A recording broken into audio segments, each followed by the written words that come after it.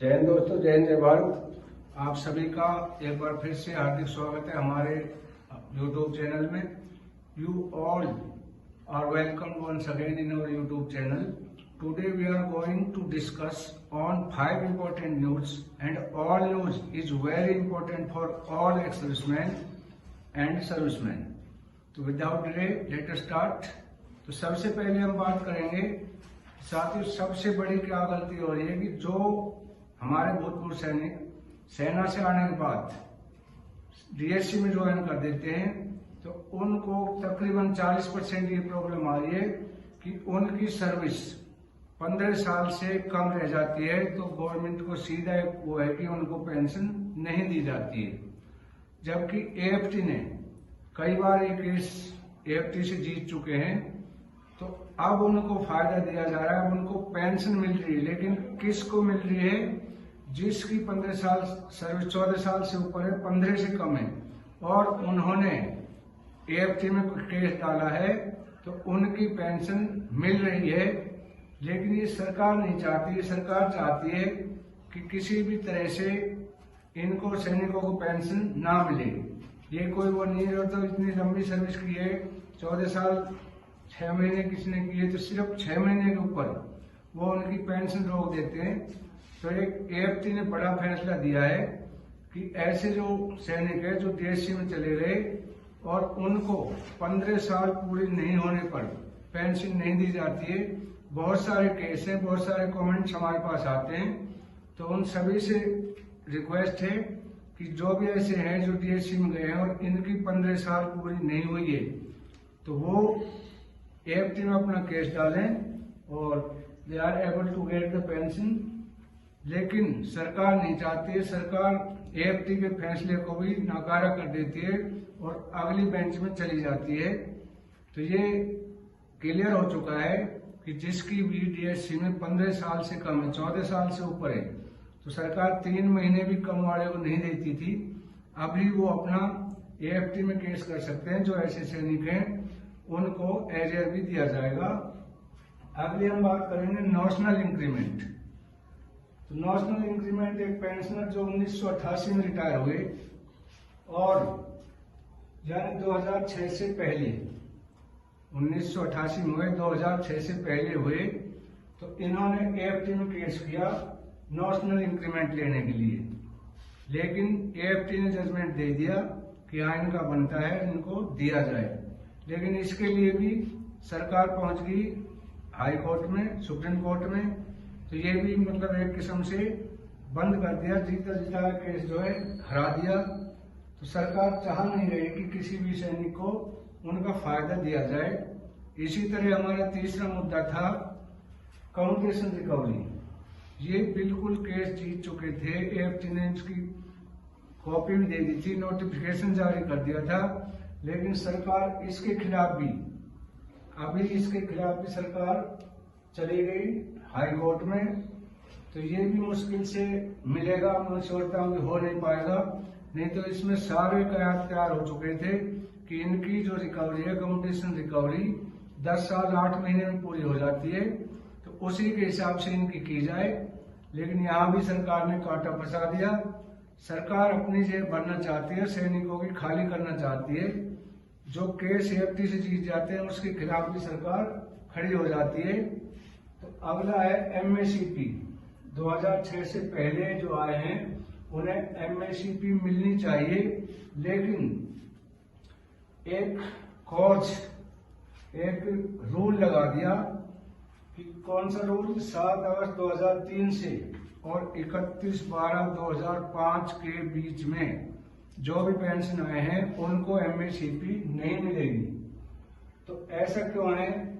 उन्हें को एसीपी दी जाएगी, तो ऐसा क्यों है? क्या वो सैनिक नहीं है? क्या वो अदर कंट्रीज के हैं? क्या उन्होंने सेना में नौकरी नहीं की? सिर्फ 4 महीने के गैप से उनकी एसीपी रोकी जाती है। तो इसके ऊपर भी सरकार ने मतलब ये एक तरफ से समझो ठप कर दिए, नहीं मिल पाएगी 1/1/2006 से पहले वालों को। अगले हम बात करेंगे इक्वल एमएसपी का केस। इक्वल एमएसपी का केस आप सभी जानते हैं, बहुत दिनों से चल रहा है, 2018 से ये केस चल रहा है और इसको एक बार दिल्ली हाई कोर्ट से जीत भी गए थे। उसके बाद Haryana and Punjab high court में डाल दिया सरकार ने, तो वहां से ये केस वहां से फिर हार गए, उन्होंने हरा दिया कि ये नहीं हो सकता, अफसर को ज्यादा मिलेगा, रेशियो जवानों को एमएससीपी कम मिलेगा। लेकिन ऐसा नहीं है, रिस्क तो ज्यादा अफसर और जवान रेशियो रिस्क ज्यादा लेते हैं जवान और रेशियो, क्योंकि लीड वो करते हैं, सबसे पहले गोली वो खाते हैं। लेकिन इतना गलत किया हुआ है। अब देखो एमएनएस को भी देखो, एमएनएस का तो कहीं लड़ाई में जाने का काम नहीं है, कुछ भी नहीं है, एसी में रहना है।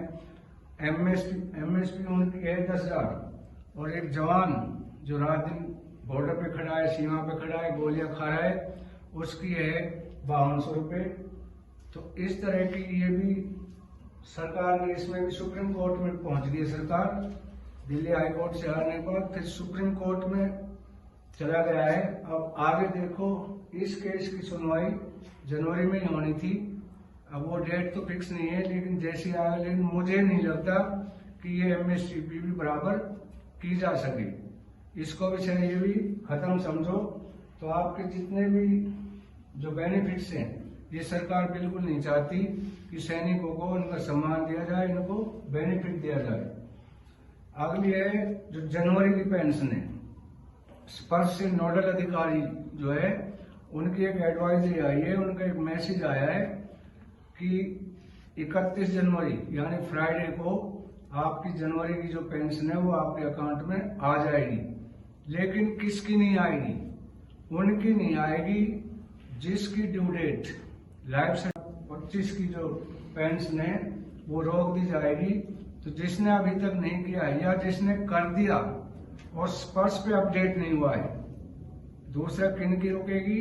जिसने लाइफ सर्टिफिकेट तो भर दिया है, ऑनलाइन कर दिया, लेकिन स्पर्श में अपडेट नहीं हुआ, उनकी भी पेंशन रोक दी जाएगी। ये स्पर्श के नोडल अधिकारी के एक पेंशन पे अपडेट है। अगला है 31 दिसंबर 2005 को, ये मेरे एक कमेंट बॉक्स में एक साथी ने कमेंट डाला है कि मेरा रैंक नायक है और मैं 31 दिसंबर 2005 को नायक रैंक से पेंशन आए। मेरी सर्विस 22 साल 23 दिन है। तो क्या एसीपी हवलदार की पेंशन मिलेगी? जी हाँ साथियों, बिल्कुल मिलेगी, क्योंकि क्वालिफाइंग सर्विस जैसे हमारी होती है 8, 16, 24, तो ये 22 साल इन्होंने किए, जबकि 20 साल से ऊपर वाले नायक को एसीपी हवलदार की पेंशन का वो हकदार है और उसे मिलनी चाहिए। तो इसके लिए आप अपना रिकॉर्ड में लिखें और रिकॉर्ड ऑफिस आपका पार्ट ऑर्डर करेगा, वो पहले वाला पार्ट ऑर्डर कैंसिल होगा और आपकी इसमें एरियर भी मिलेगा और एसीपी हवलदार की पेंशन भी मिलेगी। जैसे 8, 16, 24 में मिलती है, तो सिपाही को यदि उसने नहीं मिला तो 10 साल उसकी उस रैंक में सर्विस उसको नायक की मिलेगी। हवलदार ने अगर की है 20 से ऊपर तो नायक ने की है तो नायक को हवलदार की, एसीपी हवलदार की पेंशन मिलेगी।